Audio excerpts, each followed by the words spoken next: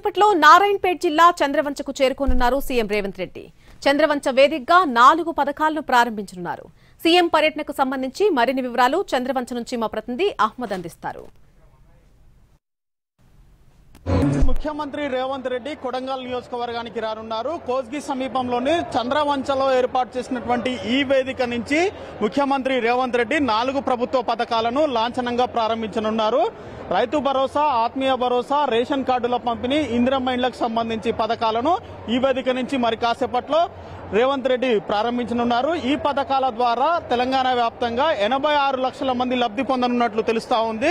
ఇందులో రైతు భరోసాకు సంబంధించి 70 లక్షల మంది, ఆత్మీయ భరోసాకు సంబంధించి 7 లక్షల మంది, రేషన్ కార్డులు 5 లక్షల మంది, ఇందిరమ్మ ఇండ్లు 4.5 లక్షల మంది ఇప్పటికే దరఖాస్తు చేసుకున్నారు. వీరంతా కూడా లబ్ధిదారుల ఎంపిక ద్వారా లబ్ధి పొందనున్నట్లు తెలుస్తా ఉంది. ఇందుకు సంబంధించినటువంటి పథకాలను మరి కాసేపట్లో సీఎం రేవంత్ రెడ్డి ప్రారంభించనున్నారు.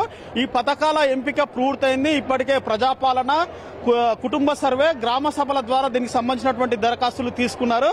ఇవన్నీ కూడా లబ్ధిదారులు వచ్చే 2 నెలల్లో ఈ కంప్లీట్ ప్రాసెస్ ని పూర్తి చేస్తామని చెప్పేసి అధికారులు చెప్తున్నారు. దీనికి సంబంధించి ఫిబ్రవరి 1 నుంచి మార్చి 1 వరకు లబ్ధిదారులకు సంబంధించి పత్రాలు అందజేసే కార్యక్రమాన్ని కూడా అధికారులు చేపట్టనున్నారు.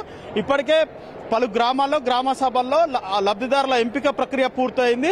మరోపక్క కొత్త దరఖాస్తులను కూడా తీసుకున్నారు. ఈ ప్రాసెస్ అంతా కూడా నిరంతర ప్రక్రియ అని చెప్పేసి ఇప్పటికే ముఖ్యమంత్రి రేవంత్ రెడ్డితో పాటు అధికారులు, మంత్రులు కూడా పేర్కొన్నారు.